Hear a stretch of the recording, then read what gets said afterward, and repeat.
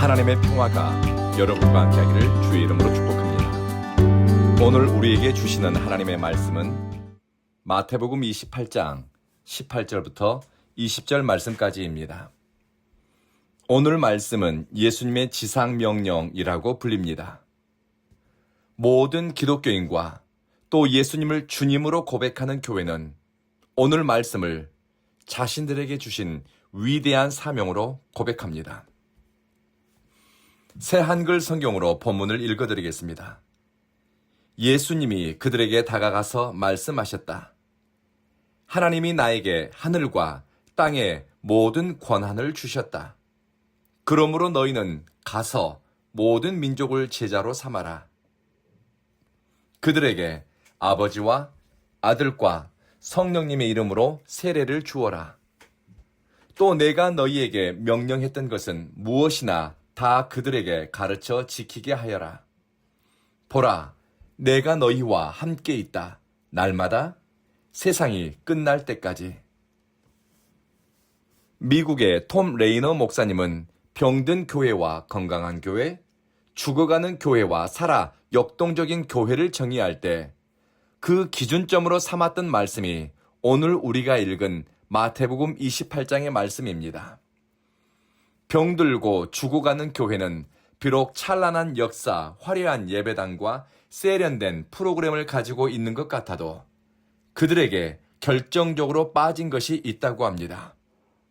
주님의 지상명령, 예수님이 하신 마지막 말씀의 가치를 놓쳤거나 가볍게 여긴다고 합니다. 그저 눈에 보이는 사역의 노하우 또는 결과에 대한 테크닉에만 집중합니다. 2000년 전 부활하신 주님이 제자들에게 주신 말씀은 예수를 주님으로 믿는 그리스도인과 모든 교회에게 주시는 명령이고 당부입니다. 너희는 가서 모든 족속으로 제자를 삼아라. 내가 너희에게 명령한 것을 가르쳐 지키게 하라.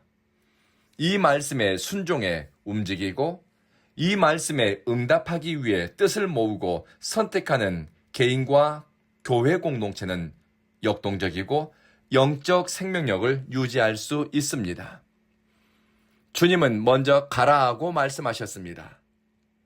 가라는 말씀에 순종할 때 그 다음에 제자를 만들 수 있고 세례를 주고 가르쳐 지키게 할 수 있습니다. 영적으로 살아있는 성도, 영적 생명에 충만한 교회는 순종할 뜻이 있고 사명을 쫓아 선택할 의지가 있습니다. 현대 교회가 영적 생명력을 상실하고 위축되고 세상을 감당할 힘이 없는 것처럼 보이는 이유 중에 하나는 주님의 말씀에 순종해 가는 행위, 보냄을 받는 것을 포기하고 중단했기 때문입니다. 그러니 제자가 사라지고 가르쳐 지키게 할 내용이 무엇인지도 헷갈리고 세례를 주는 일도 드물어졌습니다. 부활하신 예수님이 제자들을 만나 당부한 것은 가라, 제자를 삼아라, 세례를 주어라, 순종의 행위입니다. 제자의 삶을 완성시키는 중요한 덕목이 순종입니다. 순종은 주님에 대한 신뢰나 의지 없이는 불가능합니다. 우리는 믿으면서도 마음 한구석에 의구심이 있고 평안한 것 같은데 불안함이 도사리고 있고 순종하고 싶지만 계산하는 마음이 먼저 들어옵니다. 우리 마음의 연약함, 중심의 흔들림을 우리 주님은 너무 잘 알고 계셨습니다. 그래서 제자들에게 말씀하신 것이 내가 너희와 함께하겠다. 임마누엘의 은혜입니다.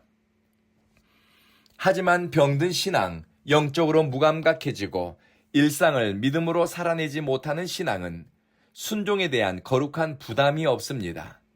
세상을 향해 나아가고 그리스도의 증인으로 말하고 주님을 온전히 신뢰하고 의지하는 것을 망설입니다. 그리고 순종은 타인을 향한 관심을 요구합니다. 영혼에 대한 사랑이 있을 때 간절함으로 복음을 전하고 싶습니다. 타인을 향한 긍휼의 마음이 있을 때 그를 위해 기도하고 말씀을 가르치고 싶고 그의 영혼이 잘 되기를 바라는 하나님 아버지의 마음으로 타인을 대하게 됩니다. 하지만 병든 교회와 영적으로 허약한 신앙인들은 타인을 향한 배려와 사랑의 헌신에 대해 불편함을 느낍니다. 자기 중심적 교회 공동체에만 관심을 갖습니다. 얼마 전 후배 목사님이 찾아왔습니다. 개인적인 고민을 털어놓더군요. 선교하는 교회로 사랑을 흘려보내고 지역사회를 섬기는 교회로 역할을 하고 싶은데 당회에서 거절당했다고 합니다. 이유는 우리나라에도 어려운 사람이 많은데 왜 해외로 돈을 보내야 합니까? 제주에도 어려운 사람이 많은데 왜 구제비를 육지의 선교단체로 보내야 합니까? 우리도 재정을 아껴야지 왜 목사님은 남 좋은 일 할 궁리만 하고 있습니까? 톰 레이너 목사님은 죽어가는 교회 14개를 대상으로 케이스 조사를 했습니다. 이들에게서 공통적으로 발견되는 것이 있었다고 합니다. 바로 마태복음 28장에 위대한 지상 명령에 대한 성도들의 거룩한 부담이 사라지거나 인식하지 못한다는 것입니다. 위대한 사명을 우리 교회 공동체의 존재 이유, 내 삶의 목적으로 삼지 않으니 성도들은 하늘과 땅의 권세를 가진 예수님을 전심으로 의지하는 믿음이 약해지고 신앙의 방향이 없습니다. 주님이 명령하신 것이 무엇인지를 분간하지 못하니 가르치고 전할 것에 대한 깨달음이 없고 또 날마다 나와 함께하는 임마누엘의 은총을 목말라 하지도 않습니다. 그렇게 영적으로 병들고 약해지고 죽어가는 겁니다. 사랑하는 성도 여러분, 위대한 사명이 우리 정체성을 만듭니다. 가치의 우선순위를 조종합니다. 위대한 사명은 선택의 방향과 삶의 목적을 깨닫게 합니다. 가는 일, 가르치는 일, 제자를 만드는 일, 세례를 주고 주님의 명령을 살아내는 일이 우리의 사명이 되고 온 교회의 존재 이유가 되기를 마음을 정하고 또 기도하지 않겠습니까? 기도하겠습니다. 자비하신 주님, 하늘과 땅의 권세를 가진 예수 그리스도를 우리는 믿습니다. 우리는 가라하는 말씀에 순종하기 위해 마음속에 뜻을 정하였습니다. 타인을 향한 배려와 세상을 향한 열린 마음으로 환대하는 품을 키웁니다. 주님의 명령을 따라 산 흔적이 우리 몸과 삶에 남게 하시며 입 바른 소리 잘 하는 사람이 아니라 행함과 진실함으로 주님의 말씀을 따라 살아낸 삶의 흔적으로 만나는 사람에게 믿음의 가치와 의미를 전하게 하소서. 우리와 늘 함께 하시는 임마누엘의 은총을 경험하면서 병들고 죽어가는 신앙의 틀을 깨고 나와 위대한 사명에 응답하고 순종함으로 살아있는 신앙인으로 오늘을 살게 하소서. 이런 역동적이고 살아있는 영혼의 사람들이 온 교회에 모여 주님을 찬미하고 예배하기를 원합니다. 오는 주일에도 주님이 찾으시는 예배자들이 이곳에 모여 주님을 거룩하다 찬미하고 하나님의 신실하심과 인자하심 앞에 엎드리게 하소서.